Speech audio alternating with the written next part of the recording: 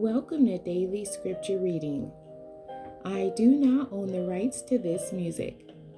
I will read the King James Version first and then the Amplified Version of Proverbs chapter 31, verses 10 through 26. Who can find a virtuous woman? For her price is far above rubies. The heart of her husband doth safely trust in her, so that he shall have no need of spoil. She will do him good and not evil all the days of her life.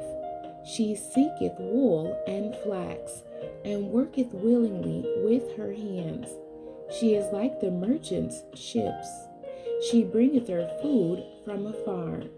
She riseth also while it is yet night, and giveth meat to her household, and a portion to her maidens. She considereth a field, and buyeth it. With the fruit of her hands she planteth a vineyard. She girdeth her loins with strength, and strengtheneth her arms. She perceiveth that her merchandise is good. Her candle goeth not out by night. She layeth her hands to the spindle, and her hands hold the distaff. She stretcheth out her hand to the poor, yea, she reacheth for her hands to the needy. She is not afraid of the snow for her household, for all her household are clothed with scarlet. She maketh herself coverings of tapestry. Her clothing is silk and purple. Her husband is known in the gates, when he sitteth among the elders of the land. She maketh fine linen, and selleth it, and delivereth girdles unto the merchant. Strength and honor are her clothing, and she shall rejoice in time to come. She openeth her mouth with wisdom, and in her tongue is the law of kindness.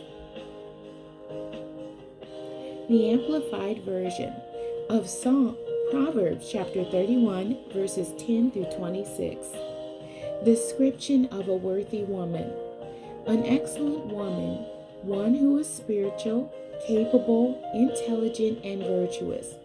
Who is he who can find her? Her value is more precious than jewels, and her worth is far above rubies or pearls.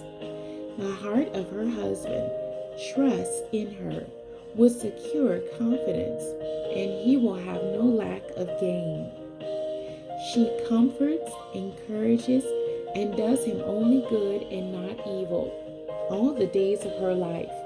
She looks for wool and flax, and works with willing hands in delight. She is like the merchant ships, abounding with treasure. She brings her household's food from far away. She rises also while it is still night, and gives food to her household, and assigns tasks to her maids. She considers a field before she buys or accepts it, expanding her business prudently. With her profits, she plants fruitful vines in her vineyard. She equips herself with strength, spiritual, mental, and physical fitness for her God-given task, and makes her arms strong. She sees that her gain is good. Her lamp does not go out, but it burns continually through the night. She is prepared for whatever lies ahead. She stretches out her hands to the distaff, and her hands hold the spindle as she spins wool into thread for clothing. She opens and extends her hand to the poor, and she reaches out her filled hands to the needy. She does not fear the snow for her household, for all in her household are clothed in expensive scarlet wool. She makes for herself coverlets, cushions, and rugs of tapestry. Her clothing is linen, pure and fine, and purple wool. Her husband is known in the city's gates, when he sits among the elders of the land. She makes fine linen garments and sells them, and supplies sashes to the merchants. Strength and dignity are her clothing, and her position is strong and secure.